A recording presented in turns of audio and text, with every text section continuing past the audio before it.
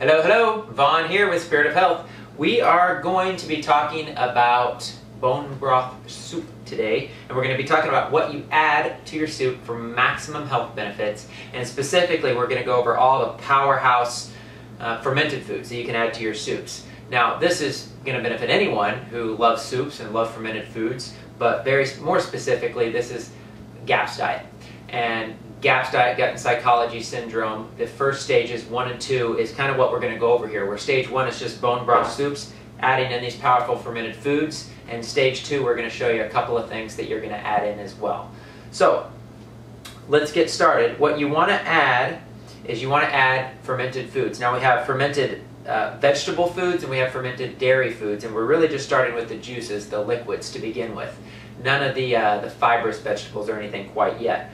But the first thing that you would add in is actually sauerkraut juice. And sauerkraut juice is most easily tolerated by the most number of people. And as you go through the order of adding these different fermented foods, we're going to work up to kefir. And kefir is actually very strong. It's a combination of bacteria and yeast and can cause quite a die-off effect in people that have yeast and overgrowth issues in their gut lining. So what the order is, let me just go through that first real quick. We have sauerkraut juice, we have whey, we have sour cream, we have yogurt, and we have our kefir. Now every single one of these we've actually made fresh here at home in our own kitchen. All the dairy products are from raw milk. That's ideal. I know that might not be perfect for everyone. You do the best you can, but ideally you make these from super good quality raw milk products. But these are all very powerful fermented foods. Now, as you introduce these foods, there's a couple of things you want to take note of. One is sensitivity testing. You want to make sure you're not allergic or sensitive to any of these fermented foods. Now, rarely is anyone going to be sensitive to sauerkraut juice. But as we get into the dairy products, there's a lot of people that have sensitivities to dairy, even fermented dairy, so you want to be cautious. Now what you do is you take, like the sauerkraut juice to start, you put it on the inside of your wrist before you go to bed. When you wake up the next morning, if it's red, angry, or irritated, you're not ready for that food. Once you tolerate that food and it's okay, you move on to whey, sour cream, yogurt, dairy. You test each one by putting it on the inside of your wrist, going to bed, waking up, and making sure it's not red, angry, or irritated. If it is, you're not ready yet, your gut needs to do some healing, and you're going to have to wait until you introduce that food. Now, as you introduce these foods, you want to start with 1 teaspoon. So I got your little teaspoon here, just to give you an idea. I'm not going to actually put it in the soup, but I just want to give you an idea that you start with a teaspoon of sauerkraut juice. And you would actually do that for a few days, let's say 4 to 5 days.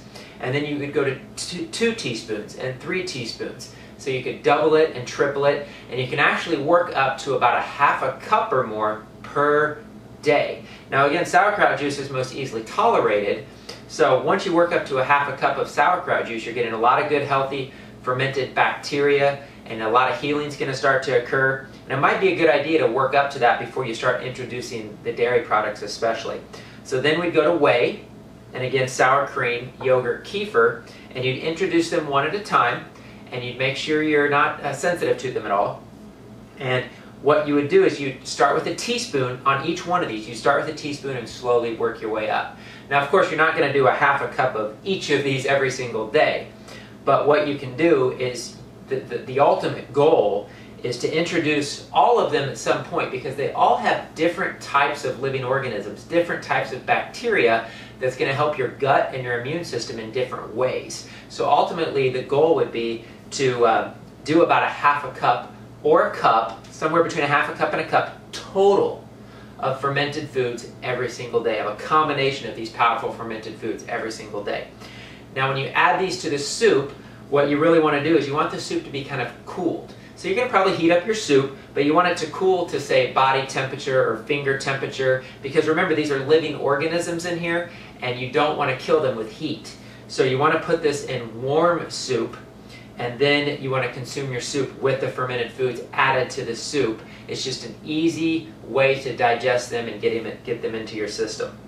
So that's stage 1 GAPS diet.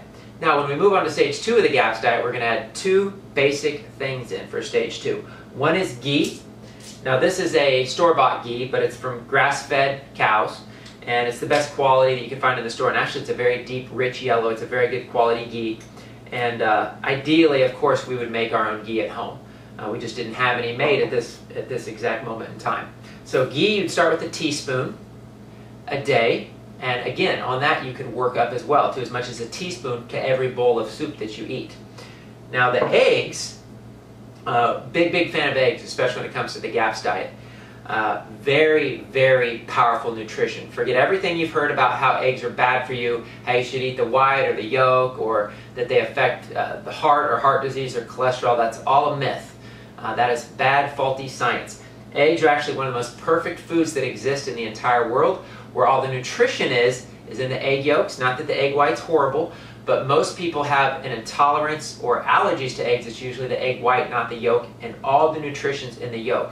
So the B vitamins, the brain building nutrients, the nervous system nutrients, the gut healing nutrients are contained in the yolks. And the more yolks, the merrier. They say for children, 4 to 8 egg yolks a day. For adults, 6, 10, even 12 egg yolks a day.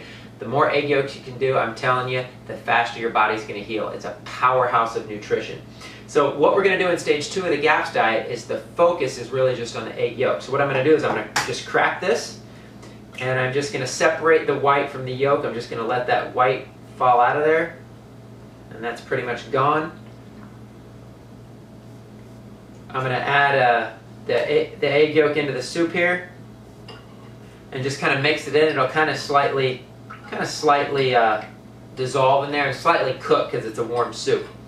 Now what you want to do with the egg yolks is you want to slowly increase them. You want to start with 1 in a bowl of soup per day, and then you can increase it each day, and the goal would actually be to do an egg yolk in every single bowl of soup. And again, there doesn't necessarily have to be a limit on the number of egg yolks because it's such a powerful food. And just to really emphasize on the egg yolk, is you want the egg yolk to be farm fresh. You want ideally not to be fed soy, not to be fed corn, any genetically modified grains. You want a healthy chicken that runs around and eats bugs and worms and grasshoppers. And the darker, rich yellow that egg yolk, the more powerful nutrition is. So that's basically what you add for GAPS stage 2, the ghee and the egg yolks before you move on to stage 3. So we appreciate you watching this video. We hope that it helps you heal your body and your family. And from our kitchen to yours, we bless you, and we'll see you next time.